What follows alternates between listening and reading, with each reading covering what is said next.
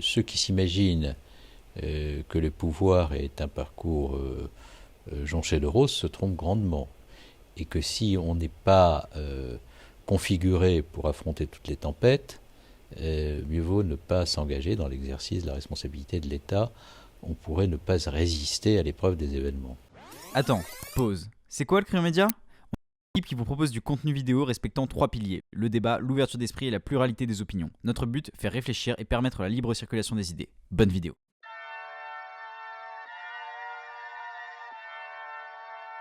Je ne vais pas mal, mais rassurez-vous, un jour je ne manquerai pas de mourir. Yo, c'est Jules pour Le Crayon. Nous nous retrouvons aujourd'hui pour une nouvelle interview consacrée au rôle de l'homme politique.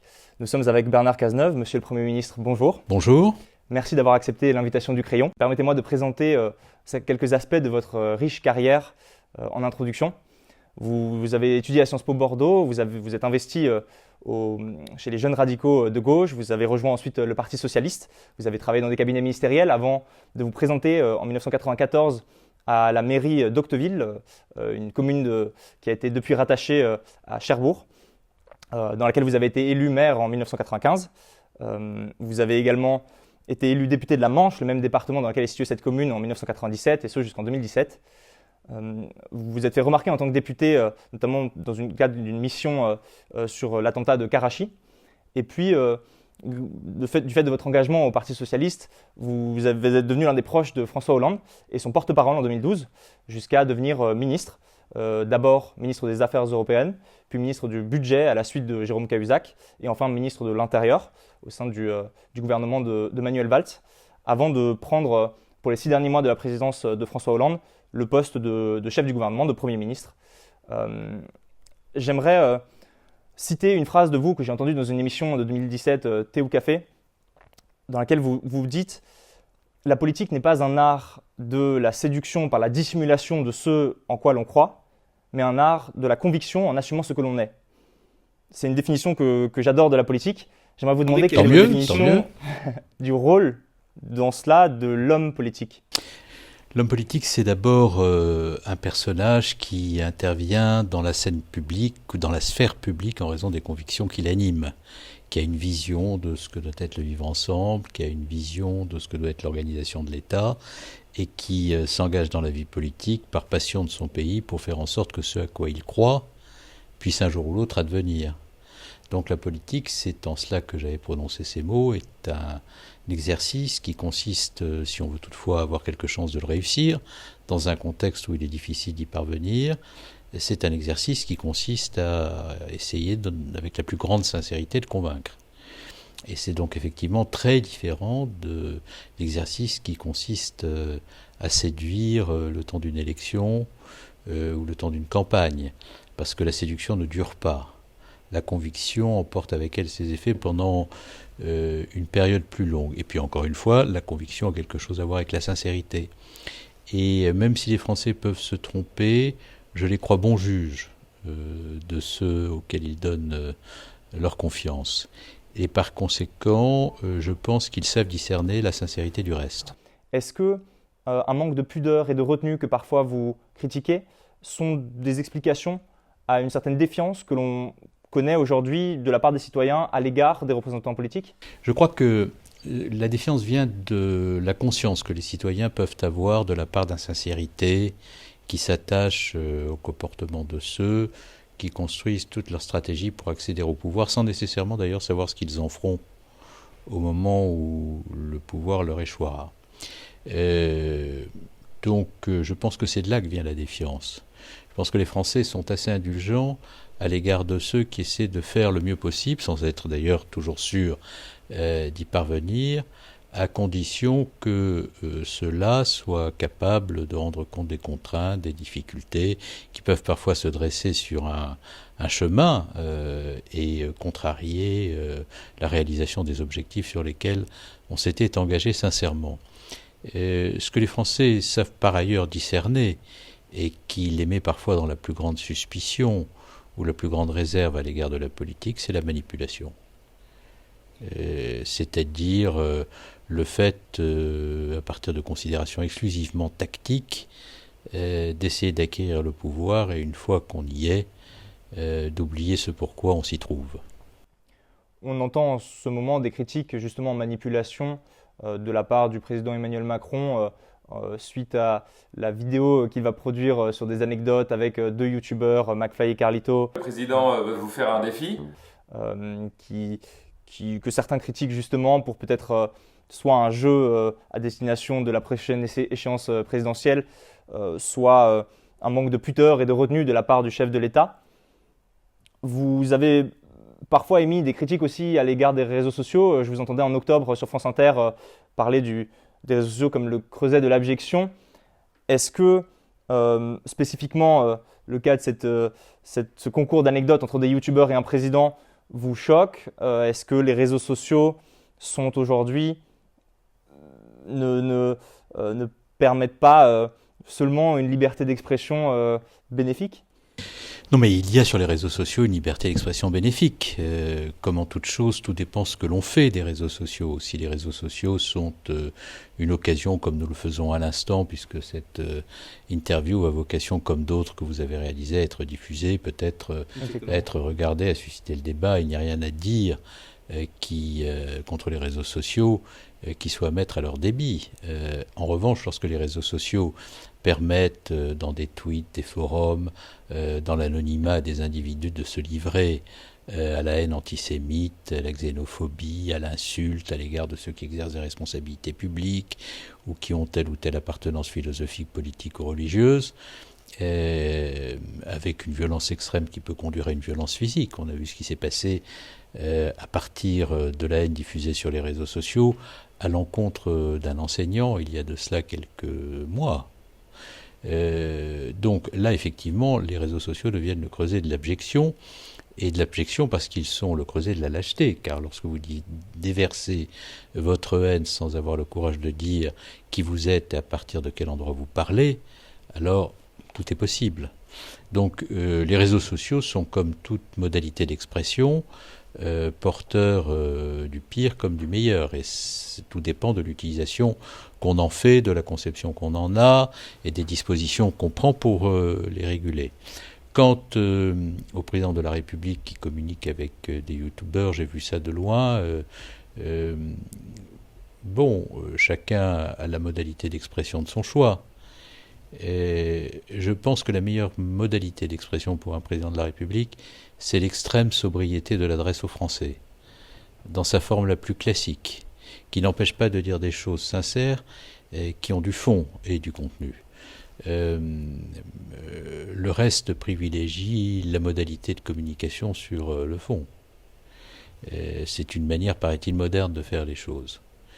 Mais pour moi, la modernité a quelque chose, encore une fois, à voir avec le contenu, la sincérité, la sobriété, la simplicité. Et regardez la manière très institutionnelle et, somme toute, très classique qui préside à la communication de la chancelière Angela Merkel. Elle n'en est pas moins populaire. Donc tout ça doit être regardé avec distance et avec sagesse, me semble-t-il. J'aimerais rebondir sur ce que vous évoquez, l'assassinat d'un enseignant qui a eu lieu il y a quelques mois, Samuel Paty.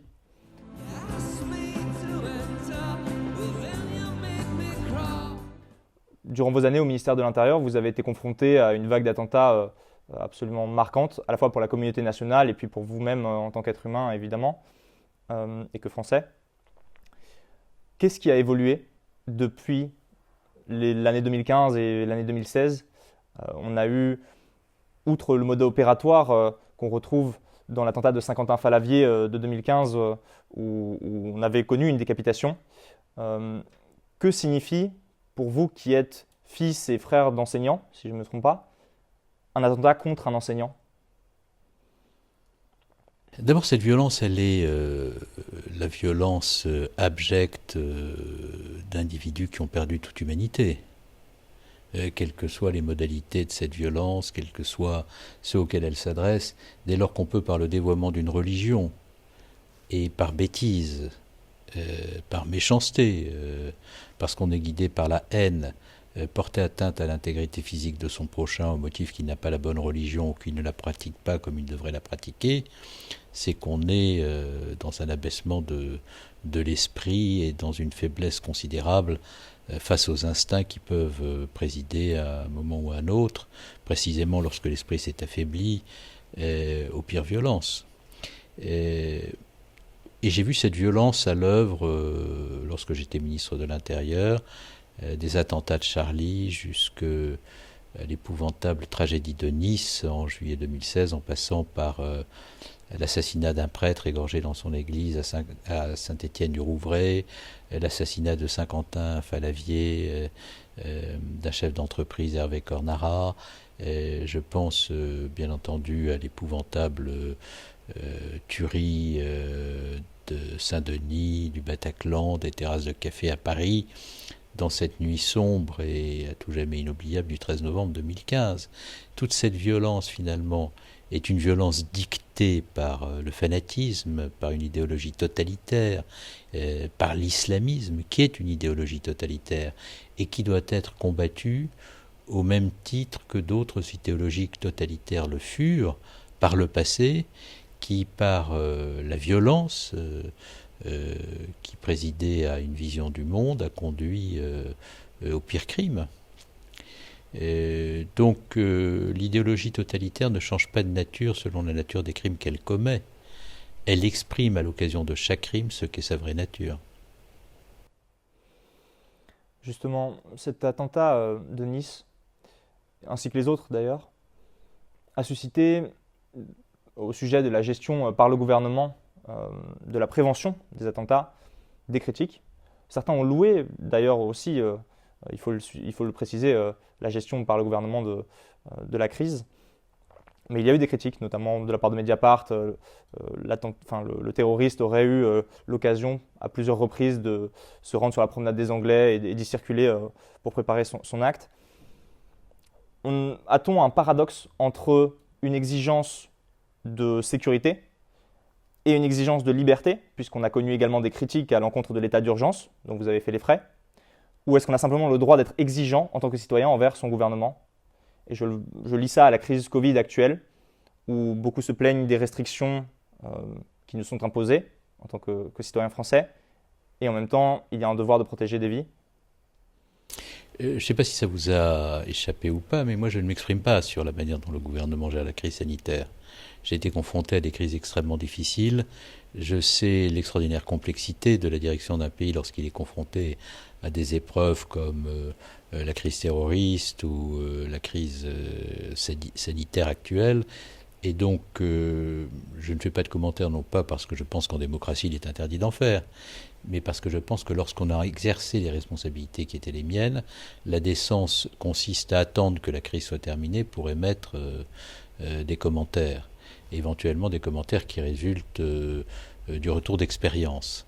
Et moi, je n'ai pas vocation, par des commentaires intempestifs, à compliquer la tâche de ceux qui gouvernent, et dont je sais à quel point elle est difficile. D'autres le font, c'est leur affaire, mais moi je sais ce que c'est, et par conséquent je ne fais pas à autrui ce que j'ai parfois souffert qu'on me fie à moi-même.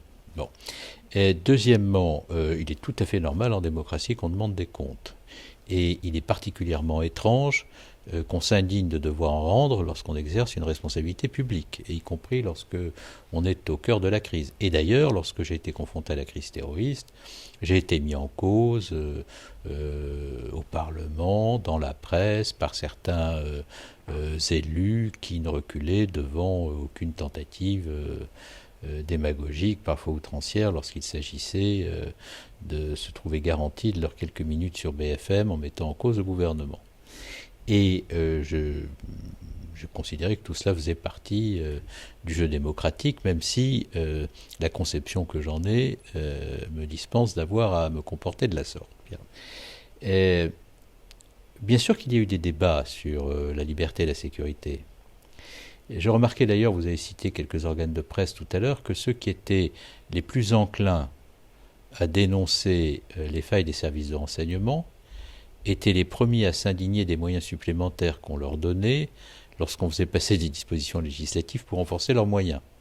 C'est-à-dire que les services de renseignement ne méritaient d'être mis sous les lumières des caméras que dès lors qu'ils commettaient une faute, rarement quand ils obtenaient des résultats, et toujours pour pointer leurs failles, ou alors pointer leur tendance à organiser la surveillance de masse lorsqu'on s'employait par la loi à leur donner des moyens dont ils ne disposaient pas pour prévenir les attentats. C'était très intéressant à regarder d'un point de vue entomologique que ce jeu de réaction de la part d'un certain nombre d'observateurs qui était à ce point prévisible qu'il m'arrivait de dire à mon cabinet, voilà l'article que vous allez lire demain, non pas parce que je l'avais écrit moi-même, mais parce que j'avais réussi à le lire avant même qu'ils ne l'écrivent, tellement les critiques étaient prévisibles et les comportements dictés par des postures.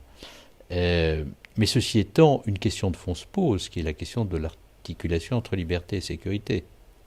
Et pour ne pas sortir de l'équilibre, il faut rester dans les dispositions rigoureuses de l'état de droit et les principes constitutionnels. Et je vais prendre quelques exemples concrets. Lorsque l'on m'a demandé de mettre sous bracelet électronique tous les fichiers S, alors même que parmi les fichiers S, il y a des tas d'individus qui sont simplement surveillés ou qui font l'objet d'une mise en attention, non pas parce qu'ils ont commis des crimes ou qu'ils en commettront un jour, mais simplement parce que le service de renseignement est là pour obtenir le maximum d'informations qui permettent de prévenir. D'ailleurs, si vous mettez avec des bracelets électroniques tous ceux que vous surveillez, vous rendez votre surveillance singulièrement inefficace, outre le fait que vous remettez en cause les principes généraux du droit et des libertés fondamentales. Mais là, c'est les principes de droit, la Constitution qui vous dicte quel doit être le comportement. L'article 66 de la Constitution, qui a fait l'objet de nombreuses interprétations de la part du Conseil constitutionnel, vous interdit de mettre quiconque en situation de privation de liberté sans l'intervention d'un juge. Il y a eu un contrôle juridictionnel très fort au moment de l'état d'urgence.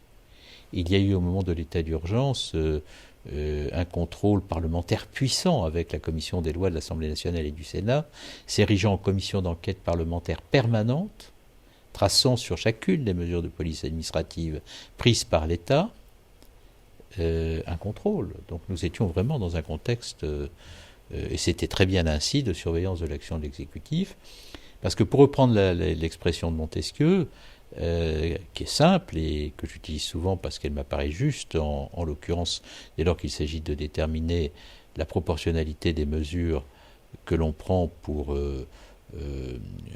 lutter contre le terrorisme au regard des libertés. Il faut toujours que par la disposition des choses, le pouvoir arrête le pouvoir. Le pouvoir du juge arrête le pouvoir de l'exécutif, celui du Parlement également. Sinon, nous sommes dans un régime qui cesse d'être un état de droit et qui cesse d'être un état de droit arrimé aux valeurs de la démocratie. Oui, et puis tout homme ayant du pouvoir est tenté d'en abuser. Et de là toujours, justement, systématiquement. Et même s'il est très autodiscipliné, on n'a pas la garantie qu'il y parviendra. Donc il faut que ce soit les institutions qui garantissent le fait que quiconque est investi du pouvoir ne sera pas en situation d'en abuser, non pas parce que son tempérament lui interdira de le faire, mais parce que même si son tempérament l'incitait à le faire, les institutions le bloqueraient. Et c'est la raison pour laquelle il faut être très prudent lorsqu'on joue avec les institutions.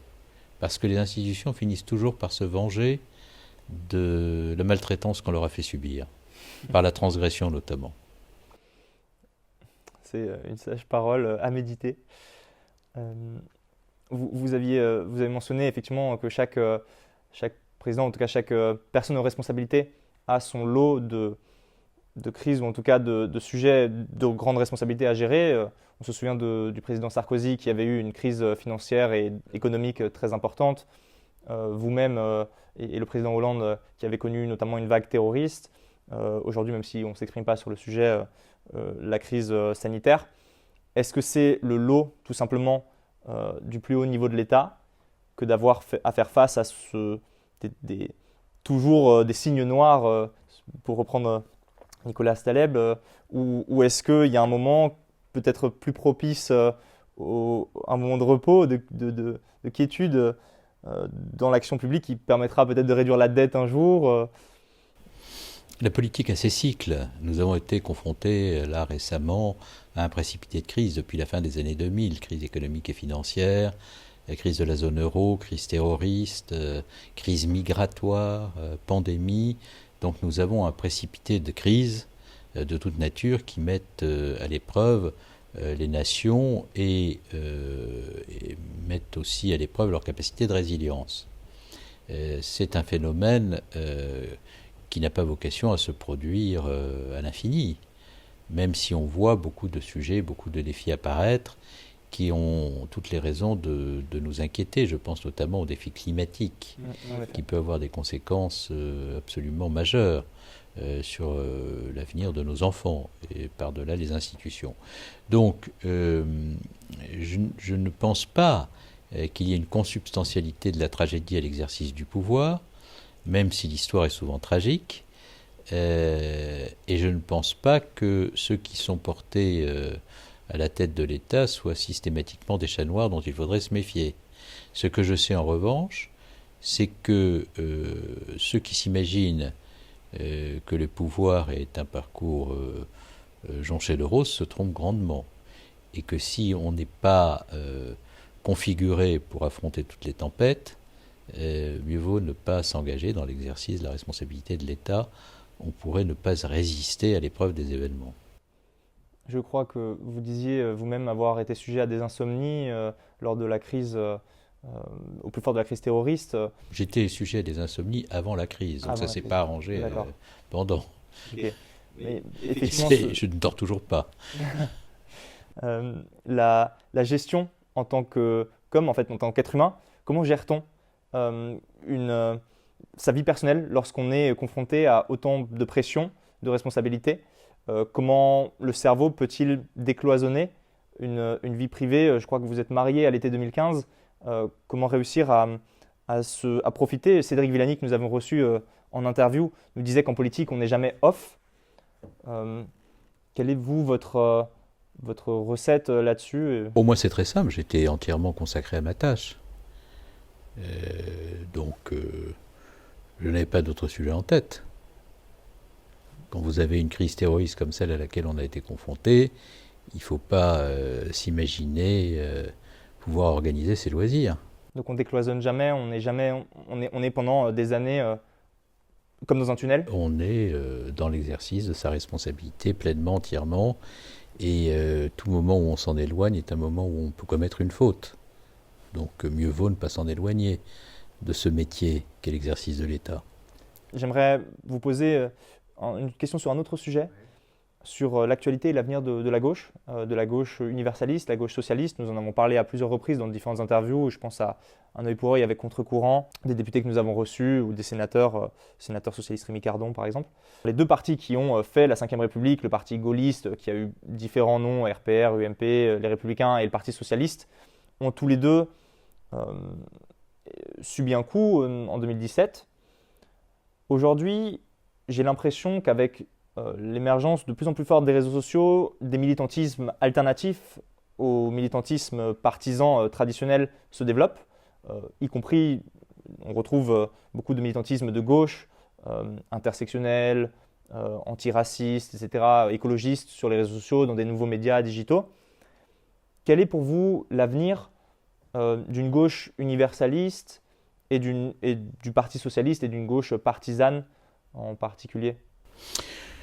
Bon, d'abord, même s'il peut y avoir des modalités très nombreuses d'action politique et des modalités multiples d'intervention dans le champ politique, je ne pense pas qu'il puisse y avoir à terme de possibilité d'exercer la responsabilité de l'État face aux défis très importants auxquels on est confronté sur le plan des inégalités, sur le plan de l'environnement, pour des raisons qui tiennent aussi à la déstabilisation de l'ordre international, sans des organisations au sein desquelles on réfléchisse, en associant le plus grand nombre de citoyens possible, au sein desquels on tranche des débats pour pouvoir dire ce que l'on fera une fois qu'on sera au pouvoir, et au sein desquels on organise les comptes rendus des responsabilités qu'on exerce, parce qu'il est toujours bon, même si cela peut apparaître démodé, comme le faisait Pierre Mendès France, de rendre compte de l'action qu'on conduit lorsqu'on a été investi d'une responsabilité publique. la politique applique un minimum d'organisation et peut-être même un peu d'ordre. Un pays n'est pas une ruche, même si on a besoin de lieux de réflexion, de confrontation, de débat, d'imagination, etc. Et donc, je crois beaucoup à la nécessité pour les partis de se renouveler, de s'ouvrir, d'être attentifs à toutes les formes d'expression sociale qui peuvent s'épanouir et naître dans la société.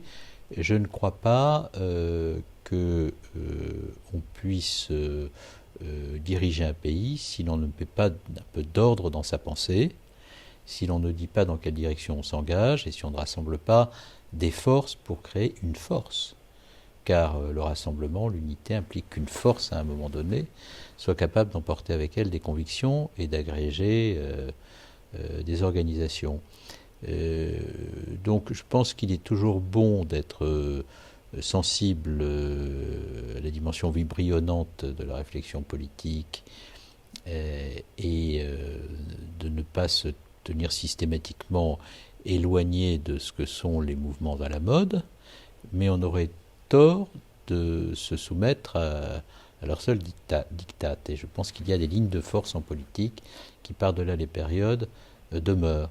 Et notamment la nécessité de la réflexion, de la pensée de fond, de l'arbitrage entre les solutions, de la définition d'une stratégie, de l'agrégation de forces pour conquérir le pouvoir, et une fois qu'on l'a conquis, pour l'exercer correctement. Il faut notamment réussir à s'extraire du timing imposé par les réseaux sociaux. Il faut surtout parvenir à s'extraire de ce qu'est le grégarisme de l'époque. Parce qu'il y a des moments dans l'histoire de notre pays où les Français ont tendance à s'organiser en meute sans nécessairement que la meute ne conduise l'ensemble de ceux qui la composent dans la bonne direction. Et à un moment donné, il faut être capable de réfléchir par soi-même et de s'extraire de la meute pour montrer le bon chemin, ne pas perdre sa boussole. Pour aller vers la fin de cette interview, monsieur Cazeneuve, j'aimerais vous demander qui vous souhaiteriez voir assis à votre place dans cette interview politique pour Le Crayon. Oh là là, il ne manque pas d'acteurs pour dire des choses sensées, mais vous qui êtes jeune, allez interviewer un grand ancien, par exemple, comme Robert Badinter. Il aura des choses à vous dire. Avec grand plaisir, monsieur Badinter, si vous voyez cet extrait. Pour conclure, je vais vous poser la question que nous posons à tous nos invités. Que vous inspire le credo de notre média Le Crayon, la phrase « Trace tes contours » ? Et je préfère « Trace ton chemin », parce que « Trace tes contours », c'est un peu auto-centré. Ça renvoie au narcissisme de l'époque, ce sont ses propres contours que l'on trace. Moi, je préfère qu'on trace un chemin, une direction dans laquelle on peut s'engager soi-même, mais pas seul, et qui va bien au-delà de son propre contour, qui montre une direction pour le plus grand nombre, qui peut être d'ailleurs une direction à ce point enthousiasmante, galvanisante des énergies, qu'on finisse par oublier que cette direction a été montrée par soi-même à un moment donné, parce que finalement les directions qui comptent sont les directions qu'on trace à plusieurs. Et donc aucune personnalité qui s'imaginerait pouvoir faire œuvre utile en se contentant d'avoir tracé son propre contour ne pourrait être utile dans un moment où nous avons besoin d'enthousiasme collectif. Monsieur le Premier ministre Bernard Cazeneuve, merci. Merci à vous. C'est la fin de cette interview. J'espère qu'elle vous a plu. N'hésitez pas à nous dire en commentaire ce que vous en avez pensé, à la partager autour de vous, à la relayer à vos proches, à votre entourage. Et puis on se retrouve mardi prochain pour une prochaine interview. Ciao.